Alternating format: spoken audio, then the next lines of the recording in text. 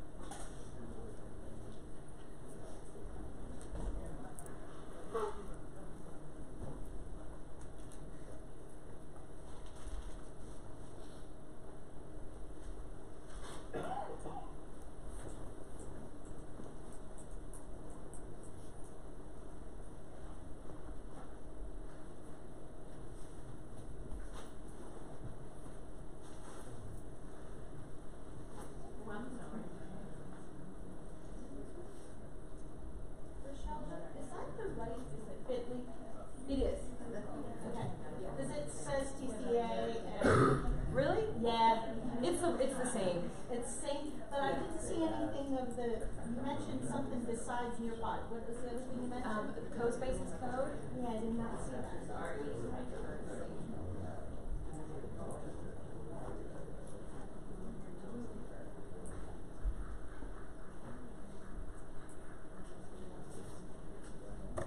Going for that yet? Oh, it's in the beginning. Is that what opens up when you go to it?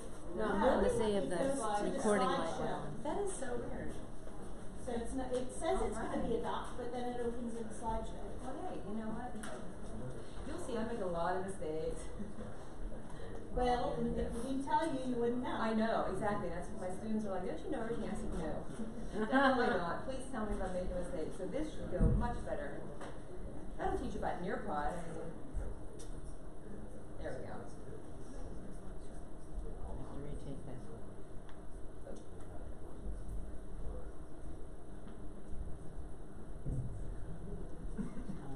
Now It's the same.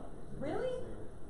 Yeah, that's exactly the same code. Oh my Exactly the gosh. same code. And you watched me do that too, huh? Yeah. All right, we're gonna outsmart. We're not gonna go with Bitly. Can we still use the Google URL? Yes. All right. Better success with Google. All right. Try this again. I just gotta make it bigger.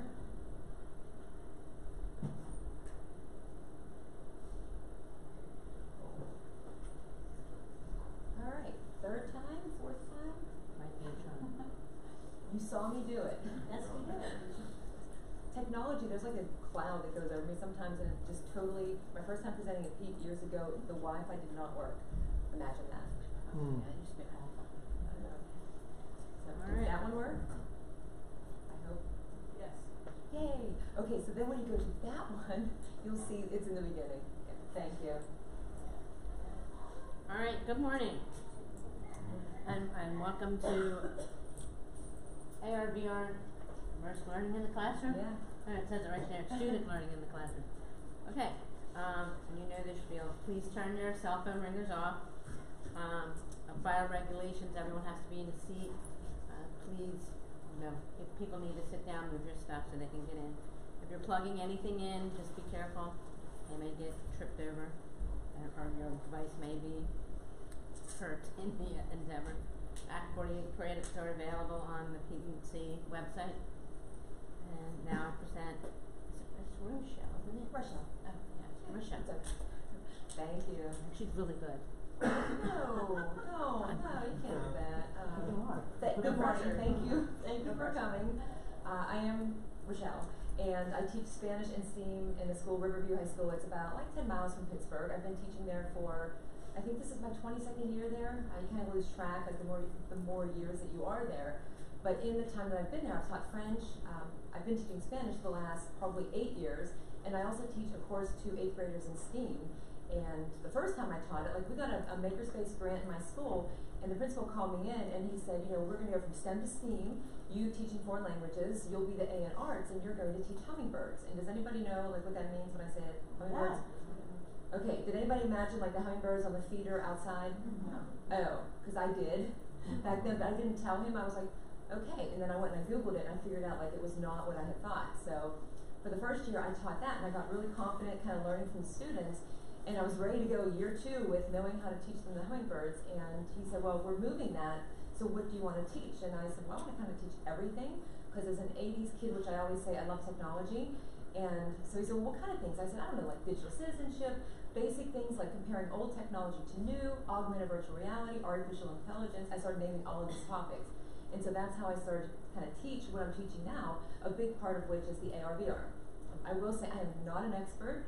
I do spend a lot of time on the computer and at conferences and things like that, learning from everybody in the room.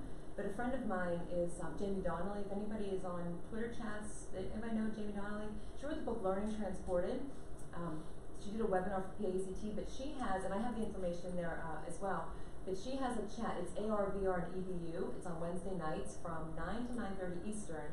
Every week she has a different tool. And so if you're looking to get started with AR, VR, and you're not really sure where to go, and you like chats like that, very quick 30 minutes, great ideas, that's on Wednesday nights. She does have a website too where she shares a lot of the information. So I presented with her, and like I said, I'm not an expert, but I'll share with you, the things that we're doing in the classroom, give you some ideas, or ask some ideas of you to share that you've had experience with these tools, show you some demos, hopefully if the reflector works, and give you an idea of how to use them. How many of you have used AR or VR in your classroom or in your roles? All right, how many of you, this is like the first experience, like first time? Okay, so without delaying a little bit more, so I'll give you some ideas. If you have questions at any time, like I said, send me an email, connect with me on Twitter, like a direct message. I will gladly share anything I have with you. And don't use that bit.ly address because that's the other one. I will probably know the answer for a good portion of the time, or else if I don't, I will find the answer for you.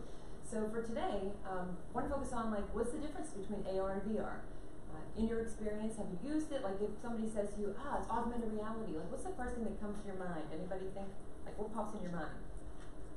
Yell it out. Google Cardboard. Google Cardboard. Okay. Holograms. Holograms. Anybody think Snapchat?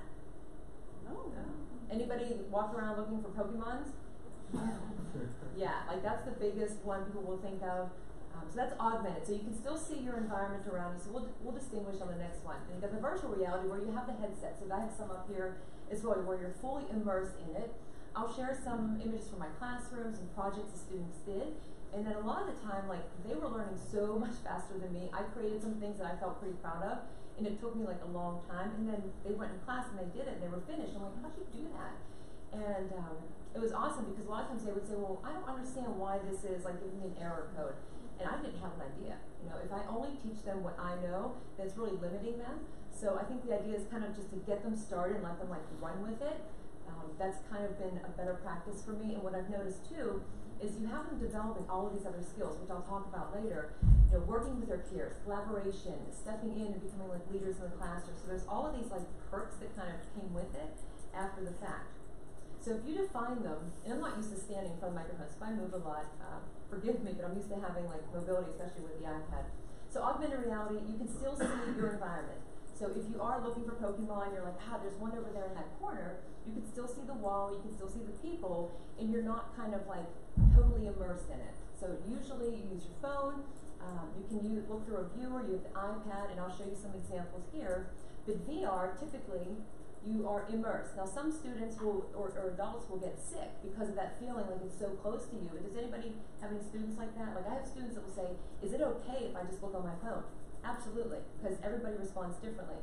I know that they were doing some research on like motion sickness and how to kind of counteract that with students with different like Dramamine or something I think I read at one point to reduce that feeling of nausea, and you know, it is kind of overwhelming, especially if you are in like the fully immersed headset.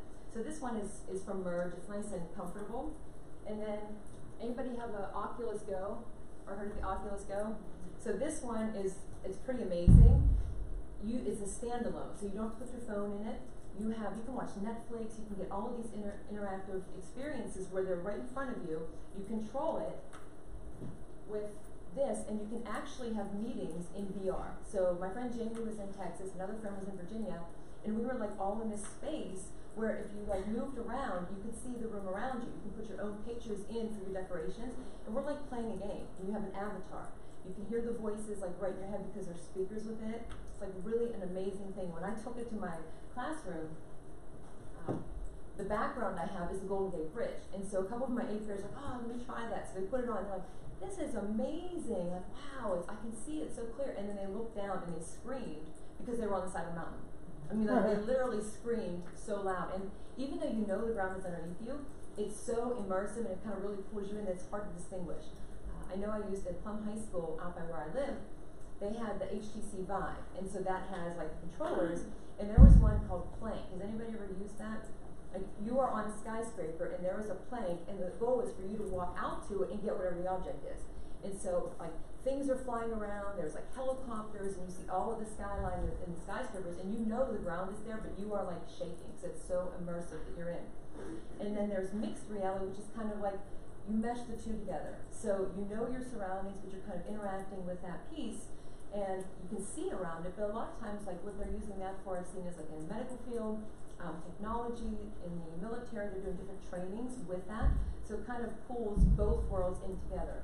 Anybody have anything to add to that I might have missed? Anything? Just yell it out. Don't be. All right. So the first one, anybody use Nearpod? Okay, my beginning with VR actually started with using Nearpod. Probably 4 years ago, in teaching Spanish, we read a lot, we have the videos, see the pictures, but there wasn't really an opportunity for the students to kind of like look on their own and explore. So the nice thing about Nearpod is that it has the 3D objects, so that's your augmented reality. Then you have the VR, the field trips, that students can kind of go in and look, whether it's in the phone or just holding the iPad, and moving around and kind of like interact in that environment. Very easy to use, and actually they have, has anybody ever done the college field trips?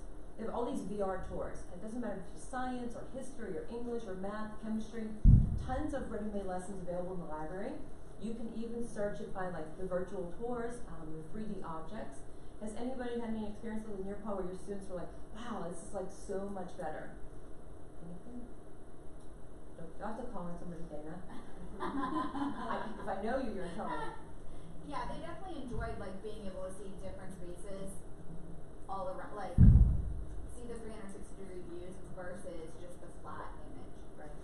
Yeah, it makes a difference. And I know that I have students who did not want to use any technology, and when I brought that in, a lot of them kind of shifted because they were able to kind of take a closer look, like look at the pyramids or look in Spain or anywhere, and even more than that, they wanted to kind of create their own. So you have all these options. And really quickly, and how many of you, again, have used Nearpod? So a lot of you are familiar with, I know there were a lot of presentations going on here, but like this is the first day I took a picture of my students using it, and so they're like, wow, and they're walking around the room, they're really interested in it more than they had been. It's something I had taught for many years, but I didn't have this kind of component to add into it, and so that was kind of a game changer. And actually one of the students and you can see his legs there. When we did that, he said, you know, can I create my own Nearpod lesson? I was like, well, yeah, what are you gonna do with it? We were working on camping vocabulary, and he decided to make a Nearpod lesson that had like a virtual tour to look around the space for camping. He had other activities in there like a poll, do you wanna sleep in a tent or sleep in a cabin? And when he came in the next day to share it with me, he said, oh, I have a Nearpod lesson. I said, okay, I'll log in and do it. He said, no, I'm leading it. I created it. I'm the teacher. You can go be one of the students. But it was nice, and he wasn't being like me. And he's like, oh, I just want to do this. I was so excited. But it was awesome for me to see like the other side of that, to see what their experience was. But from that point on till now, like we've continued to use it. So if you're looking for like a way to get started with VR that has things available, because I know time is always the factor, that would be a great way to start. You can go and you can find a virtual tour. I know with our guidance department, I suggested they have so many different universities that you can, and you can use that for anything. That can be a topic of discussion for history or for English, even in Spanish. You can have students narrate, depending on what you teach, or look at structures if you're looking at art or architecture. But just to go in and have something that's already available to kind of get a start with it, and then figure out like where do you want to go from that point. And that's the last part too. And that number up there, if you, and I have the code, it's also in the right Google document, but that will give you a 3-month upgrade to the gold, so you get a little bit extra than what you get with the free. But that, if you do redeem that, you need to like set it up before, I think February 28th. But it's good for 3 months. I might have said 1 month, but it's 3 months. But that's kind of what it would look like. So if you wanted to create a lesson, you have the options. They have the 3D, and they also have the field trips. And all of those field trips are powered by 360 cities. And so they're beautiful. If you look at some of them, like Greece is a popular one. Paris is another popular one with people that I've spoken with. Just because you can choose from them. You can type in Pittsburgh, you can type in Hershey, it doesn't matter. Thousands of them are available in the library. So that's a quick way to get started with VR. How about CoSpaces? Anybody here ever used CoSpaces? Awesome. Okay. So CoSpaces is a way that you can have students create like a world. It's a space kind of like a gallery, and students can put it on a device and they can walk in. So, and I have more screenshots to kind of put that into action. I can also mirror. But it's kind of like creating a scene. So if you pick different objects or people or structures, and then you can put text bubbles in, and I'll move over here a second. So my 8th graders, can you hear me still? Awesome. So my 8th graders did this project 2 years ago, and I said, I just want you to create a space. Like just have fun, either a place you'd like to visit, a book that you've read. I gave them, open whatever they wanted to do as far as requirements, and they just put different objects in. So looking at that, it kind of looks like the objects are really close, like because it's flat on the screen. But then, whenever they look at it through the iPad, if they put it into the viewer and then kind of look around, like you see there's a distance between them and you see the shape of them. So you're kind of like moving around looking and you see like this huge rocket ship. Or what you think is really close between the camel and the purple horse, you realize they're kind of far apart. But students can create whatever structure they want. They can change the colors. There's the free, and then there's also the EDU. There is that code that's in there as well that you can create like an account with your classroom. But there's a lot that you can do with it. When I first started with it a couple of years ago, I was like, wow, this is really neat. If you have students who have to tell a story, do a book trailer, anything like that, do a summary, even in terms of like science, there's all kinds of backgrounds, history, there's a lot of applicability that you can use this to like any content. Even the younger students really enjoy it. Let me switch slides. And so what it looks like is you have, and that's the same ones from before. So the students built whatever they wanted to. They put the houses, they changed the colors, and you can just put them in place, or you can actually use code blocks and code them to move. There's kind of like if you ever use Scratch and you slide the blocks in, you can do as much or as little as you want with it. And with my students, I had some who were really afraid of using the technology, and they didn't even want to do this. Like, oh, I can't, it's too hard, because they were looking at the picture and seeing like, oh, I have to do all of that. They were not starting from the beginning and just kind of exploring on their own. So once they did that, it was really a neat thing that happened. CoSpaces created the possibility for you to do like a collaborate.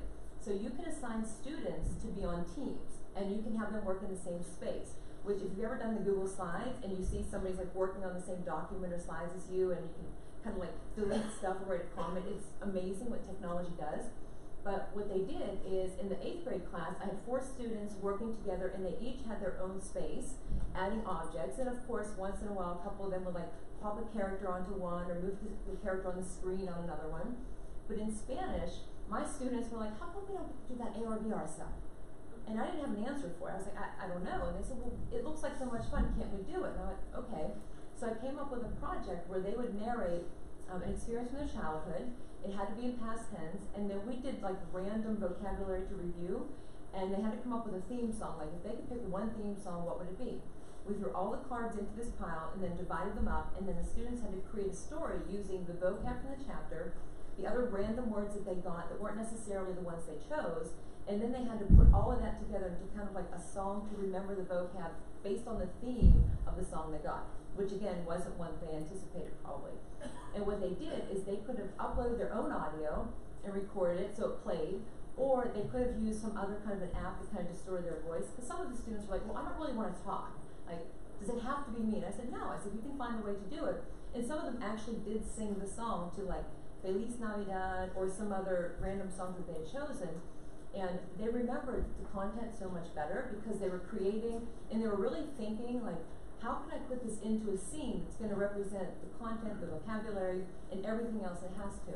So they worked on it in the library, and then I think probably, it took about like 7 or 8 days. We were reviewing and doing other work in the meantime. But the day that they came back into the classroom, I had the iPads and I had the headsets and everything set up, and they took turns kind of like looking at all of the other spaces their peers had created. And so it was like, you could see the text bubbles, you could see the Spanish on there, and it just was so much better. And they loved learning that chapter a lot more than in the past. And I know for me, like seeing them kind of work together, like the peer collaboration, students who had never really spoken to each other in class were like working together, stepping up to answer questions of their peers before I had a chance to, and that was fine with that. I thought that was a great way to like see them kind of take the leadership role, especially students who before that had been really kind of quiet in the classroom. And so some ideas, and this is just another scene too. So there's butterflies, you can make them move, you can have sounds. Co-blocks, a new feature, if you use this, you can kind of decide if you want to be very basic, so really easy blocks adding it in, or advanced, so you have like a lot of movement, a lot of sliding or moving around the screen. But they were really excited to do this and collaborate with their peers in the relationships, like talking about it after the fact. I mean, that was probably last April, and they're still talking about it now. And for a long time, I was having a problem with student engagement in my classroom. I was looking and I went, I don't understand why they're not having fun. Like, we're playing all these games. You know, I totally misunderstood the meaning of engagement because I thought it had to be like playing a game and they looked excited. But totally not what it means, right? I mean, somebody could be in the back of the room quietly reading, and you might think that they're not engaged because they're sitting back there, but they might be so immersed in what they're doing, just thinking through it, versus another student who's like dancing around the room or dabbing or whatever it is that they're up to at that point, right? I mean, like, what is it, the floss and the hype? Is that what they are in Fortnite, I think? Yeah. So my students are always doing those things. So totally like different responses, but they could both be engaged. For me, I did not understand that until studying a little bit more and seeing it. Like, you kind of can sense it. And so some ideas, and I'm going to show you what it looks like. Excuse me. So depending on what you teach, maybe you want students to do book summary. And in the past, they drew something in a poster, they did a report. Maybe they did something like a biome or a diorama, tell a story. And this is one that just the 8th graders had done. They were retelling a story that they had read in 8th grade. And looking at it, like, it looks like everything is kind of clustered together. But if you kind of rotate it around, you see like there's a lot of space, you see the size of it, you can change the colors, you can animate the characters, you can even make a game, which is pretty exciting for some of the students. Like, I was surprised, I let them go. I didn't require that they had to code or they had to make any movements or anything. They just had to have characters, tell the story, have the vocab, and then have the audio piece. But let me see if this actually works to show you what it might look like. Fingers crossed. Alright, so, and it said unable to connect. How about that? Was anybody in here before and it worked? Yeah. Let's see if I do it this way. We'll try it one more time. Okay, so I won't show you right now on that one, but I can pull it up on this one and give you an idea. So there are some examples shared in there. And if you are sure about if you want to use this, you can go to the website and kind of check out some of the ones that are there and let the students interact with it. There's games, there's all kind of different tools that you can use to add into the story. And if I open up a scene, like this is one, and I'm moving it because I have control over the project the students have created. But if you are creating and you are collaborating, this is where the students each had their own scene. So they were each telling part of the story, and they could put into it whatever they wanted to. So they have the text, and if I want to, let's say, add a person or a character, so I'm going to put the casual girl in, and move that back, and then you can make them bigger, and you can also give them some animation. So all of these choices that pop up is really just like exploring it. I mean, you can't possibly, I don't know every single part of it, but I learn more when the students kind of interact with it. So you can have them move, you can have them dance, you can have them look angry or shocked, surprised. There's so many different things that you can do with these characters, and really just kind of clicking through them and seeing what they do. That's the best way to learn. It's like, I'm more like a click and explore versus sitting down trying to like follow a process for it. But in each scene, I could change anything myself because I'm the teacher, but the students could also change theirs. So it's another good lesson in like digital citizenship, like being respectful of other people's stuff online and not moving things. But if I rotate around on the screen, then you can get the dimensions of it. And students, whenever they explore, they can even upload pictures like this tent for the camping trip. And then you just get a different view. So lots that you can do with it. You can change the environment. They even just added, I think yesterday or today, like moon background, so we teach science. There's a lot that you can do with this. But the library, when I first started, there was not nearly as much as there is now, but there's so much that you can choose from. So it really is fun. I have a friend that teaches in Missouri who I introduced this to her, and she had her students in, I think, 10th and 11th grade create a project for first graders. And they narrated it, and students in first grade could kind of explore like this world that they created for them. So just a unique way to kind of connect students and give them like meaning to what they're creating, not just like, oh, let's just do a project because like we should do a project, but let's do a project that's going to help or do something for somebody else. And those first graders were so excited about like, wow, this is like augmented virtual reality, like really cool. So I know that's, yeah. Is there a way you can use that to make a class project where each kid has their own scene and they're linked together? Yeah, when you are in, when you are in the class, so I can create an assignment, Okay. and if I create it, I give it the title, and then you can have each student have that, or you can group them into teams like I did for that one. But that's part of the classroom. So if you want to try out the classroom code and get that 30 days just to try it and see, it's a lot of fun. It's really easy to do, and like everything's saved. You can add students, you can take students away. So if you have a student that wants to work with somebody else and like really add to it, like with the coding and everything, you can add them together, or you can just do individual. And then you can see everything that they're creating because you can just, like your teacher dashboard. Okay. And can that be shared? Like, can you share the link so like parents can see it? You can. By default, the students, I know that it comes up like can't share, not public, and you can change that. Okay. But initially, like they're not able to kind of share their own, so. Yeah. Any other questions? Okay, so the mirroring not working, which that's okay. So CoSpaces, it's kind of one of those things that it's not difficult to use, but if you try it just a little on your own, or just interact with some of the ones in the library, and then just let the students run with it and kind of like learn from them. That's how I seem to learn. Anybody learn faster like that? Like just let them go and then let them give you like the 2 cents. And so many times, like I've had students who, at the beginning of the year, 2 school years ago, a couple came in, they didn't know I was in the room. And how many of you have been told like, oh, this class is so boring? Ever hear that? Everything's boring. Boring. And they didn't know, and they kind of, oh, this class is so boring. It's like, all right.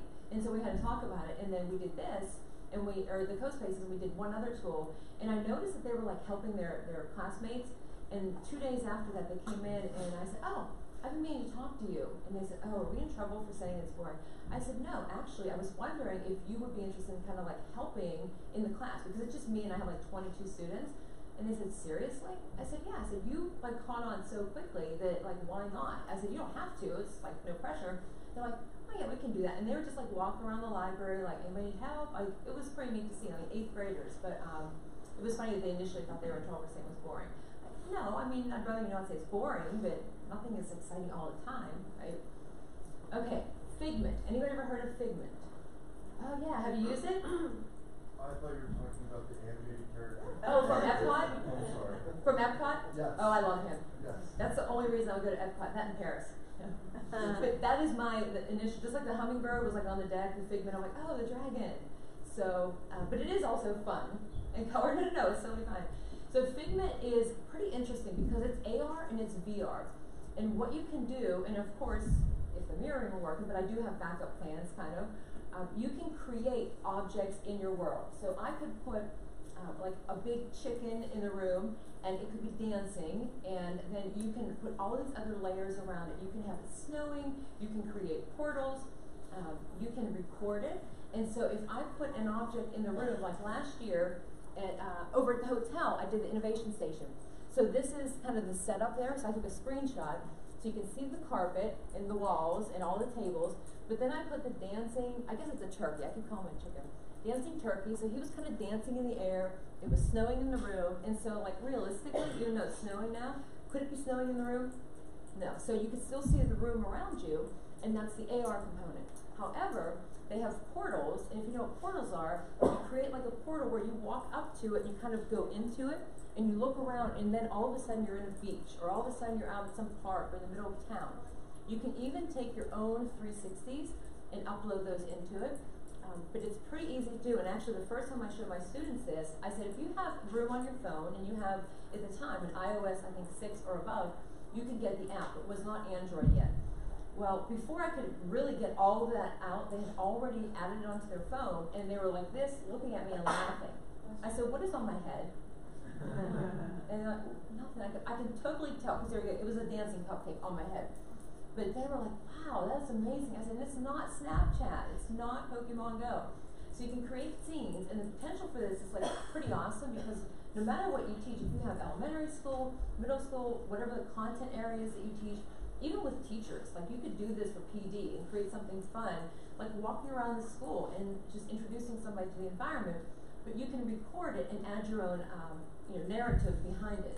And then you can save the video, you can take the pictures, whatever you want, upload it to YouTube and use it even as a teaching tool later on. So let me see if I did, okay. I was afraid it would not work. So this is what I did, let me pause it real quick.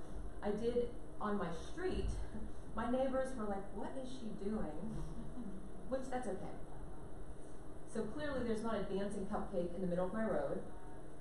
So I'm hopping the objects, and I'm narrating it, hopefully you can't hear my voice. But as I'm walking, I'm clicking the options, so I'm putting, and see how they're moving? I'm dragging my finger to place them in the environment, and I'm recording it, but you're not actually seeing me do that. And so then I keep walking, so there they are dancing in the street. I think I did add some snow, and I added a portal, but it really is just like dragging and adding things onto the environment, so I added the snow. Now that's a portal, and you can move it around, and if you walk to it, the fun thing is walking up to it, and there's another one, and if I walk in it, you kind of look around, that's when it becomes the VR. And so sometimes like you can't see how to get back into the room, or wherever you are. So you look at, oh, that was it. And then you look at the space, and you can see like the frame, and you can kind of like go into it, which is pretty interesting to do. So with Figment, there's a lot of potential to tell stories, to have students create with it, to do different things, but this is what it would look like if you opened up the app on your phone or your iPad. So you have the different objects, and you can add, the purple dog, you can add the turkey, the emojis, and the other symbols, like their special effects. You can have fireworks, you can have a different background, you can have snowflakes. And then the portals, I think there are 5 that are on there, you can add them. And so the potential for students is like create a space wherever you are in the room, in the classroom, at home, in your neighborhood, which could be kind of fun, like welcome to my town. And then just record it, and then you can show that video. If you want, elementary students are building like speaking language skills, they could use that, foreign language, talk about shapes. I mean, there's a lot of, you just have to kind of like think beyond it, or even just let the students come up with an idea for how to use it. So that's just one, and it does, like I said, combine the AR and the VR. And I can't believe that it's not mirroring right now, but that's okay. I don't think they have the Apple TV set up. What's that? I don't think they had the Apple TV set up. But it worked like before, which that's okay. Any questions on Figment? Okay. So, Google Expeditions, has anybody used Google Expeditions? Okay, who has never heard of Google Expeditions? Anybody? Okay, so Google Expeditions is another one that you can use, very easy to get started with. They have lessons available. There's an AR component, so they have different objects you can explore in the 3D space. You also have tons of tours and expeditions around the world. Even for like workforce, they have careers. You can go and look what it would be like to work on a train, in a factory. They have places all around the world, or even like categorized by like water mountains, national like landmarks and so forth. The easy thing about it is you open up the app on your device, and then whenever students or whoever's in your space is on the same Wi-Fi, you are the guide and they can kind of be the explorer. So they would connect with you and you would lead them. Now, we can't know everything even though we're in the front of the room, and we're supposed to know like a good deal.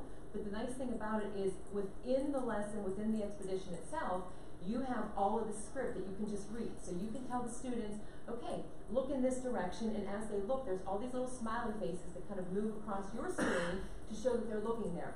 You can also hold on the screen and draw their attention to something else in that space that they're looking at. But it gives you a script, it gives you different levels of questions to ask, to add on, to kind of like enrich the lesson. And you don't have to do all parts, but depending on the expedition, it might have anywhere from 4 to maybe 10 different scenes that you can interact with. And one thing, and this is what it would look like on your end, so you could either lead or you could follow.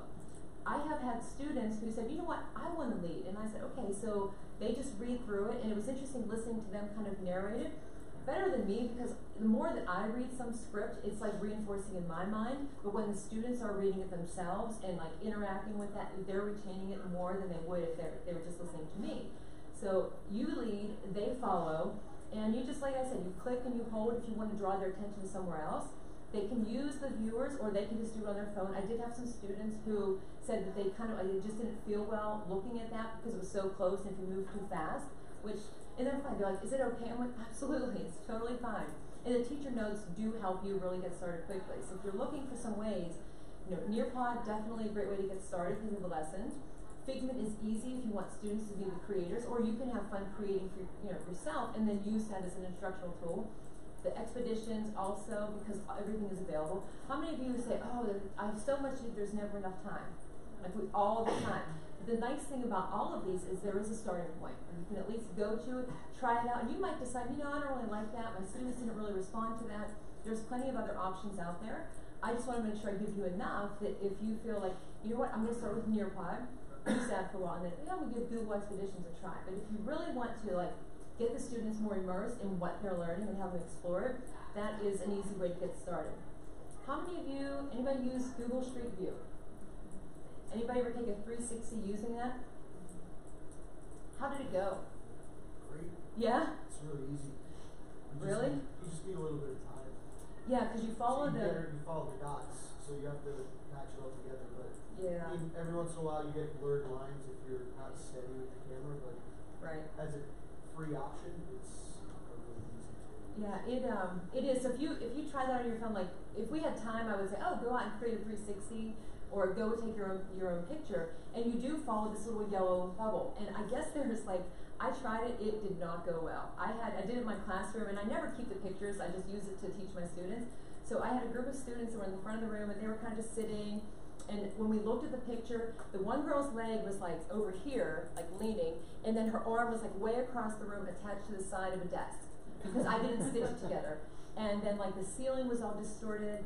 And my friend Jamie Donnelly said, I think her first 360 at one point had, I forget how many thousand views on YouTube because she had totally not stitched together well. So it was really, really awkward. And one unique way they used this is they went into a school that was being renovated, and the teachers were kind of concerned about getting into it. And so she did take some 360s and went through and kind of stitched the pictures together. But I think whatever the sign was, it might have said sports. That's just an example.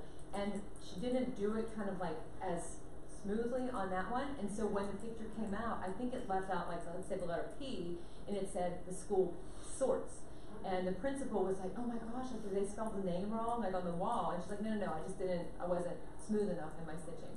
But you can set the location, you can publish it, and then you can use those in other apps, like the Figment AR, another one that I'll tell you about called Round Me, or anything. And you can even use, aside from doing that, anybody have 360 cameras that you use? Do you know how to use them? Okay. I'm working on it. Yeah, I am too. I have 2 of them now, and I'm yeah, okay, one of these days. My hang up is I want to use them in the school, but I'm concerned about security. Right. So I'm waiting to get approval. Yeah, that's I worry about that too with the students. I'm very careful with taking the pictures and everything, and if I do take something in class, I delete it. I don't take any chances. So that's the street view. Tour Creator, if you, like, still looking at, like, some of the Google tools, if you, like, my students said to me, how come we can't just go to, like, different places? Why do we have to just be in South America? Why do we just have to be in this one location? And I didn't know about this at the time. And then probably about a week or so later, I think I got an email that said, oh, now you can create your own tours, students can create their own tours.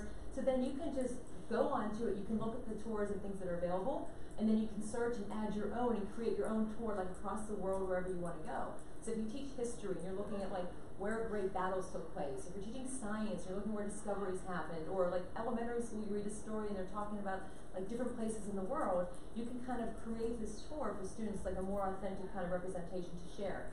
And then you can kind of embed your tour on a website and share that. Has anybody used this one? Do you want to share? A lot. Yeah, I've used this a lot in world language. So the students actually speak the language throughout the tour, so they write a script, they put the places together. We just did one where they did a tour of Paris, and so they had to, find a place to stay, and then they had to locate the subway system stops that they would have to take to get to where they needed to go, and talk through, going to the grocery store, going to dinner, go to see a landmark. So I am a huge fan of the tour creator. It's super simple, and the students really loved using it. That's good. Anybody else? All right, so I tried the mirroring again, and it's a no-go. I'm not giving up, but I might have to. So it's easy to create. So another one that if you just have a few moments or you want students to kind of create on their own, you can publish it and you can have it listed, or you can have it unlisted and just keep it, on your own, just to use in classroom. And I know when you think about, like, devices, having enough for students, a lot of times, like, my school is not really one-to-one, and students will have iPads or will have their own netbooks, but a lot of times they're not charged or they forget them or something like that. Setting up stations in your room, so if you're like, oh, these are great ideas, but we don't have all of the, students don't have access to all of the tools to view them, try stations and have, like, a station for, like, the Google Expeditions, and then have a Nearpod or have, like, the Figment. Even having them create, just having something set up like an iPad, and let them work in a small group or with a pair to create something, and then everybody can kind of view all of the other ones that were created. So a lot of possibilities. Merge Cube. How many of you have used Merge Cube? Okay, so Merge Cube is a cube, and it's like a foamy cube. It has all of these codes. You can use the app on your phone and kind of hover over it. Last year, we created, because, like, these were, I think, originally $15, and then there was, like, this big sale, I guess about a year and a half ago, where they went, or it could have been a year ago, where they were going for $1. People were going to all the Walmarts trying to find out where they had them. Like, there were pictures on Facebook, because they have a community for the Merge community on Facebook, where people had, like, carts of, like, 50 or 60 of these, because they were $1 each. And you would ask, like, what are you going to do with them? They're like, I have no idea, but they're $1, so I'm going to buy them all. Well, now they're back up, because now Merge has all these different apps that are coming out, and with co-spaces, which I showed you, the other neat thing is there's the Merge add-on. So if you have that, any of the spaces the students created, they could then have on, like, the Merge cube, so they're holding that space in their hands. So the image that I have with the rocket ship and the people, like, they could hold it and kind of rotate it around in their hand. Even if the characters are dancing, you would see all of that in your hand as opposed to just on the screen and interacting with it. But what we did is you could download the images, because nobody could find the Merge because everybody bought them for $1. You could print them. So I got really excited one weekend. I went into school Monday morning, I printed out the paper, which is the bigger cube, and I'm like, okay, how can I make this cube? It took me probably 35 minutes. I had manila folders, I cut them, I stapled, I taped, I did all of that stuff, and I was so proud of myself. It was 35 minutes, and it worked. That was the other bit, the good thing too. So then later in my 8th grade class, which is the top picture, I said, okay, who wants to do this? I gave them different choices, like the co-spaces and the Figment, and then we were going to get started with this one. Or who wants to try and make one? And this group of girls were like, oh yeah, we want to try and make one. So I gave them the materials, and like 5 minutes, they had it made. I'm like, you're done? Yeah. What? How long did it take you? 5 minutes. Oh, and they said, how long did it take you? Like, not 5 minutes. 35 minutes. But the cool thing about it, which I'll show you on the next screen, well, one, they were kind of problem solving, like which way does it go, lining it up, so that was kind of neat. And then the next screen, I believe I have, what we figured out is that with the bigger cube, if you don't have a lot of devices, if you don't have a lot of cubes, one or the other, holding that up, and like multiple students could work around it and interact with different things. So I had one student who was playing this piranha game with sushi. I don't know, it was kind of fun. One that was doing this like Jack-in-the-Box activity. One that was looking at like the human body. There's the Galactic Explorer where you can look at the planets. And the potential for this, like you can look at it, just you can prop your device up and look at it and interact with it, move your hand like to move the cube. but you can also record it, so you can still narrate a story. So if you teach elementary school, science, anatomy, the different apps that are available, you can have students then use that and then speak over it. So if it's in English, if it's in Spanish, French, whatever the language might be, there's potential for this. It's not just like looking at it, it's like what can you do beyond that? And so this is kind of what it looks like. So they have, this is what the headset for Merge looks like. It's a really nice one because it's foam. You put the phone in, it's a bigger space, so a lot of the newer phones are a little bit bigger. And you can clean it, which is nice, because if you have the cardboard, you can't really wipe those off with the antibacterial, it's not gonna stay. Anybody that remembers the kid, like, you see this, you're like, oh, I remember like looking at like, I don't know, Mickey Mouse, and you're clicking, like it's amazing that this is kind of the same concept. This is another good one. I think these were like $15 to $17, so not too bad. And actually the cardboard, I think, was about the same price as this. So if you're going with one versus the other, and you had to assemble it. It came flat, and that was kind of funny. Because my students, I handed them, I had no idea how to put it together, because it was just flat and had the Velcro strips and tape and everything like this. I'm like, wow, $15 or whatever the cost was, and you have to assemble it. They were asking me, and I was just hoping they would figure it out, because I tried, and it did not go well. And a couple of them did, and a couple of them said, can't we just have like the Merge or the red one? I was like, no, I need you to put that together, because I have like 30 of them. And they did.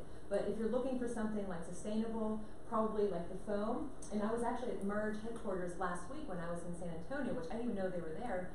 But they showed when they first started creating them. Anybody ever do yoga? There was like those foamy yoga blocks. That's what they started to kind of create the headset with. And so they had them there. And Hall Davidson, I think, was here the other day presenting, and he was like interacting with it and had like the viewers and the Velcro strips. So it was an interesting story behind that. So the Merge, there's a couple apps. Free is always good. So there's Mr. Body, the Hollow Globe, the Galactic Explorer is the one. So you could actually, if it worked, and I intended to hold this up, and I have the sun blazing, so you would be sitting there with the big sun, and I could narrate and say, wow, somebody's sitting in the front row like the sun is around. You could rotate the planets. Information pops up about them, so if you want to know about the moons, if you want to know about Jupiter, information is there like to read. And same thing with Mr. Body. So it's a little character, and if you click on it, it says lungs, and there's different parts that you can get the students to read, or they could narrate. For reading, the 57 degrees north, it's kind of like a choose your adventure. Has anybody ever used that one? So you hold it, and of course if I could demo it, I would, but just imagine. So you're holding it, and the story starts. They're on a river, they're in a boat, and it's talking, and then it says to keep rowing, rotate it this way. To go back, go this way. So you kind of interact with it. So there's tons of different, like hundreds of possibilities. So students are listening to the narration, they're choosing, making decisions, and then kind of like retaining that as they go. And of course there are some paid ones. There are new apps coming out with the Merge Cube, but one that is kind of neat, if you do teach history, this one is, it enables you to bring the object into your space. So I tried this out this morning, it worked. There are different choices you rotate. So if you want a vase, I could place it right here, and then you can kind of move around it, so it's augmented reality. So if students are learning about any of these people, just to hold it in the hand, or to look at it like fully big size in the space that you're in. And again, you can use it to teach, because you can have students narrate what it is that they know about it. So that one, let me close that out. So that's the history one. Yeah. Were they actually using the Merge Cube for that, or they were just using the app? Okay. It's the Merge Cube, and Okay. so like holding it, it pops up there, but then you can put it into your physical space. So you can kind of take it away and then drop it there and then look at it. I like the idea of the big one, because you could probably make the big ones and hang them from the ceiling, Oh yeah. and then the kids could just walk around. I didn't think about that idea. That's a great idea. Yeah, because then somebody doesn't have to hold it. Right. Yeah, somebody made like really big ones. I mean, they got, I forget what the material was, but they were like 3 feet by 3 foot by 3 foot and huge. And then the students were putting them on the t-shirts and just standing there and kind of scanning just one panel of it, but being able to interact with it that way. So that's Merge. There's a lot that you can do with it. It doesn't matter, elementary, high school, even with teachers, just to get them involved to try and use some of that in their classroom. Any questions on Merge? What's the app? Is it just the Merge app? There's different apps. Oh. So there's like the Galactic Explorer, there's that 57 degree north, object viewer, the 3D museum. If you search on your app store like Merge Cube, that you have to queue, because if not, you get all these other ones that have the title merge in it. Yeah, there's, or just send me a message, I can help too. Metaverse, anybody heard of this one? Anybody want to share? I see that she's really crazy. Okay. I've heard of it, I have not used it, I'm sorry. Oh no, that's okay. It's kind of like creating a storyboard. So you can actually use this for assessment. Now, I know making different assessments, like you're making a quiz or something for your students, those aren't time consuming. There is a little bit of a learning curve with this one once you figure it out. I didn't even want to tell the students how long it took me to make my first experience, but the potential of it was pretty awesome. And giving them the experience of like putting things together, figuring out why they're getting the red, like this is wrong, error kind of a code. But you basically end up having your phone, and it's kind of like an interactive. So a question or a character will pop up.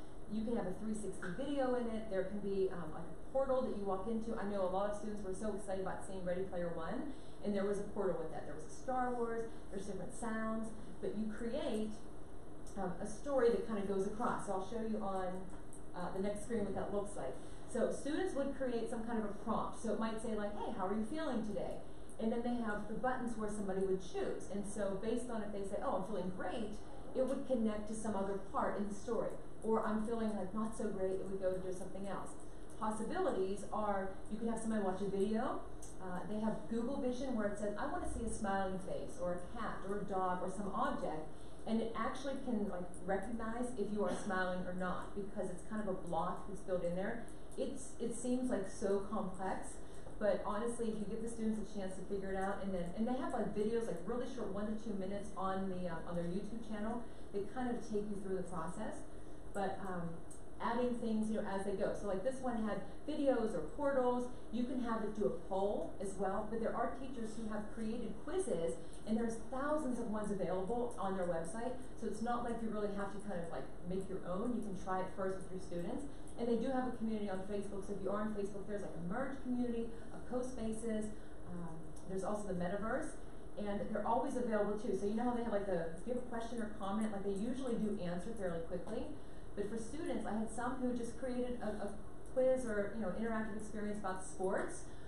One student who just kept working on it, and she was like, I'm not done. I said, like, what are you doing? Not in a bad way. She said, I'm really trying to make this really, really complex. I'm like, okay, she had like, each one is like a scene. She had like 48 scenes. It just went across, and like multiple responses. So there were like 4, and all of these different grids, kind of like webbing that goes across. If a student would end up with like a yellow like caution in the circle on the side, that meant it wasn't connected to something. And so I learned more from them just working through it. But when I initially did this, it did take me a long time because I wasn't sure how everything worked, and I wasn't one to ask for help because I wanted to experience that struggle, because I figured students might experience the same struggle. And it wasn't uncommon for them to ask me, and I would say, oh, I have like no idea. Does anybody know? And that's uncomfortable because you feel like you're supposed to know all the answers. Like right now, I'm feeling like, I don't know all the answers. I couldn't even get the bit.ly right, although that wasn't really my fault, I don't think. And now the mirroring, it just happens. So we have to learn from them too, and that kind of keeps us fresh, I think, and especially with things like this. There's so many uses for it, and having students create, and like that was just an image from my 8th grade class where they would make it, and then there's a place where you can test it. So on the top right, it'll say, and they need the app to actually go through the experience, so you would scan it, and then it would start. You would interact with it. You kind of look around, and you have to find the object, or it might be a person dancing. They have all kind of characters and things in the library, and like I said, there's tons that you can start with that are available just to get a feel for it. And they have videos like professional development. They have all of these resources they're making available to teachers, and they even have updates coming, I think, too, probably because a lot of these tools have a teacher dashboard where you can kind of create with them and get started and keep track of student progress. Okay, a few more, checking the time. RoundMe, has anybody used RoundMe? Okay, so RoundMe is another way, kind of like the Google Tour Creator, where you can create a virtual tour, and this is actually the app, the tool that was used for the school that was being remodeled. So my friend Jamie went in, she took a bunch of the 360s, the one that had like the word missing the letter, and the teachers were worried about getting into the school later and not knowing like the size of their classroom. Like, you know how that is, you're like, oh, I don't know where I'm gonna put my things and store it. Like there's a comfort level that like teachers have in not knowing what to expect and having to kind of like go in. was making some of them like a little bit nervous, understandably.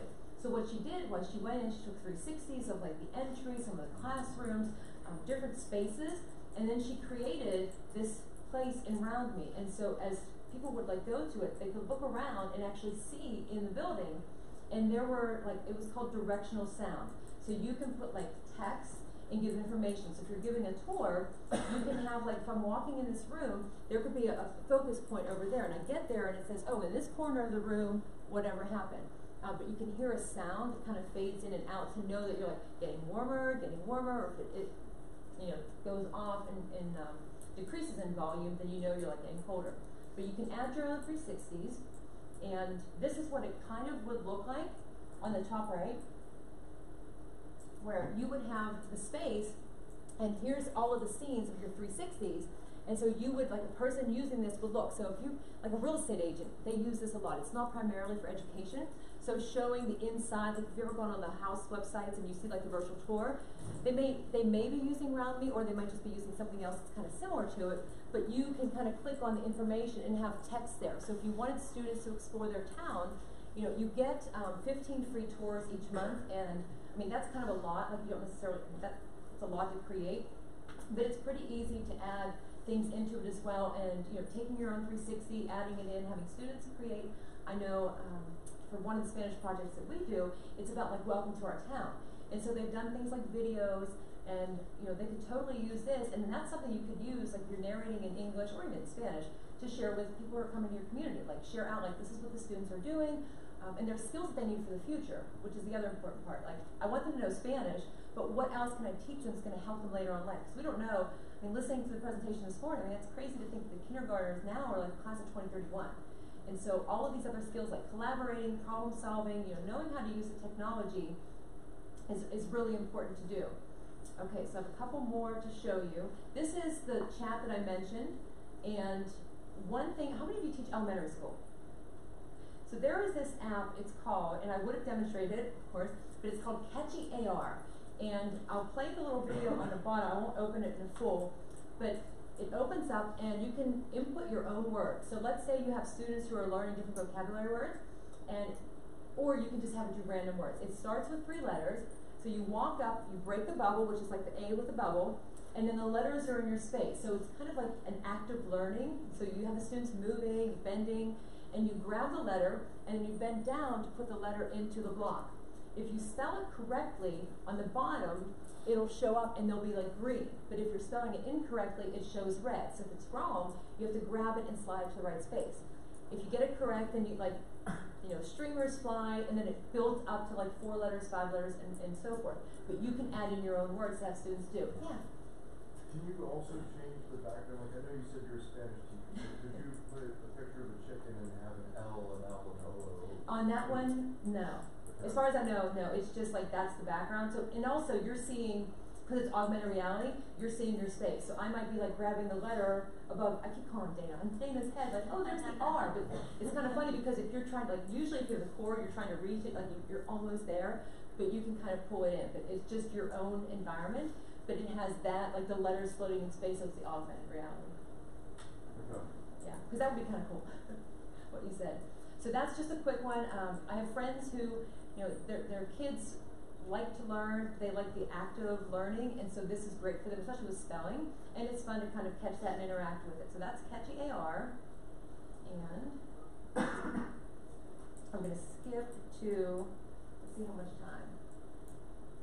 Okay, so Thing is another one that you can use. It is on the iPad. I have it on my Android. It is on iOS.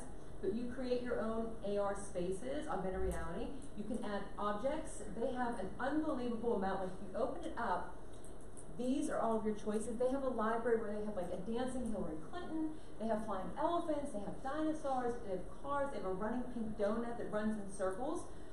But you can also just narrate a story. So the potential for that, for students to create something like really engaging and to narrate it is really high. Very easy to use. You can take a screenshot, you can record it, you can upload it to YouTube, but you can also use an image as a trigger. So if anybody has ever used like Aurasma or HP Reveal where you have like a trigger image, very similar. So I had read that book this summer and I used the cover of that book to create have this scene around it. So this is what it looked like. So I had the butterflies, the birds, palm tree, and then I had, if you can see, there's a heart, that I have it draw a heart. Now the interesting thing is, they took that, and if you have that same book, or if you found it, and you had the app and you scanned it, you would see what I created, because it kind of goes into the public library. So students, I mean, it's easy to share them. Students can create with it, and again, if you don't have all the resources available in your classroom, you know, setting up stations as well. They even have the Duke and the Duchess. And here, this was at the beach this summer. There's, you know, a sheep. There's a running pink donut. So creating your imagination, telling a story. I mean, there's a lot of uses for it. Whether it's elementary, high school, I mean, all students kind of like these unique ways to learn. And I'm sure that if you just think a little bit outside of the box, or ask the students, like, how can we use this? Like, they come up with the best ideas, a lot more than I have, or just being open to their possibilities. Okay, I'm going to show you one more, and because that has a free teacher trial. It's called 3D Bear, and it's a little bit newer, but they do have lessons. So if you do teach any of these subjects that you see on the right, or if you want to filter, they have lesson plans available. It tells you like what grades, how much time you need. It gives you like the objectives. It gives you guidelines, everything that you would need to get started. And even if, let's say, you don't teach like that grade level, you can just adapt it. I have a friend who teaches high school, like a government course and a history course, and he really liked the one lesson of a moment in history, but he's like, oh, it's grade 2. So he just changed the content and the theme of it, and he had his students use it, and they really enjoyed you know, creating something like that. But it's the same thing. You can create an AR, like augmented reality experience, and these are some of the things that you can do. So in my kitchen around the holidays, I was just adding different objects in, and you can have students narrate it. Last week, putting, like, that is a real horse, but adding these in, and it's kind of neat that you can see, like, their shadow on the ground. Like, I didn't realize that at first. And you can change the color of objects, too. So if you decide you don't want the red dancing apple, you want it to be purple, or if you don't want, you know, the pigeon to be a certain color, you can change all of those. And again, this one, that's the free trial. That is also in the Google document. But just scrolling through, like, all of these, most of these are all just dragging things in, using your fingers to pinch, make them bigger, smaller, rotate them. Pretty easy to follow, the toolbar and the guidelines at the bottom, but there always is probably like a learning curve to some extent. Some of these I look at and I'm like, I have no idea what to do. I need Jamie here with me to help me. And some of them, you know, I'll say to the kids, like, how do you do this? Like Snapchat. I ask them, like, how do you do that? They're like, you have Snapchat? Like, yeah. And they're like, teachers ruin it for everybody. I'm like, hey, my friends have Snapchat. But it's teaching about social media use and like being responsible with it. And I wonder, like, they have it where you can see where they are. I didn't know you could do that. Like, you see who's around you. Did you all know that? Like, that's kind of scary. Like, you don't want that to happen. But I ask them a lot for, you know, help because I don't have all the answers. There's so many tools, it can feel overwhelming. But the idea is, and that was, the idea is to give them the opportunities to create. And the last one, because it kind of ties into like the 3D, and I know it's time's up, is a geometry app. Anybody teaches math, or even if you don't teach math, this one, Shapes 3D, you can have students, and it interacts with the merge cube, so they can move it around and see the shapes, the designs, the angles. There's 27 shapes. It's a drawing app that you can use with it. Pretty neat. So I know in geometry I did not do well in high school, in 9th grade, for the first half of the year, but we didn't have these kind of tools. But imagine being able to like really look at the triangle or the trapezoid or whatever it is, and just like examine it closely in your hand as opposed to just like a flat image on a paper. It definitely takes it to a new level, and the potential too. You can have students narrate, interact, create their own problems to solve, and just, I don't know, be engaged in learning, I guess, in a different way too. So I know that's a lot of information. I would rather you like walk away with a list of ideas to look at, and if you have questions, let me know. Like seriously, like send me an email, reach on Twitter. I will gladly share. If you can't get access to like that document or anything, just let me know. Technology doesn't always work, as we know, as well. Anybody have any questions right now? No. Well, I thank you. I'm sorry that the iPad didn't work. I was so excited that it actually worked in the beginning, trying it out, and then, yeah, it's okay. Are you running a Mac? Or it's a Mac, yeah. And I had the, well, didn't have the right, I have all the cables, and it didn't work, but I have a mirroring thing. You can run it through QuickTime. Yeah. That's going to be my third. Well, now I don't need it, because the next session is just on project management, but thank you. Yeah. So, anybody else? Thank you for coming. Have a good rest of your day. Careful with the snow. Thank you. Thank you. Hi. Hi. I'm Rochelle, from my hand. Oh, there you go. I'm so sorry. Okay. Yeah. What's our card? Picture. Yeah, he's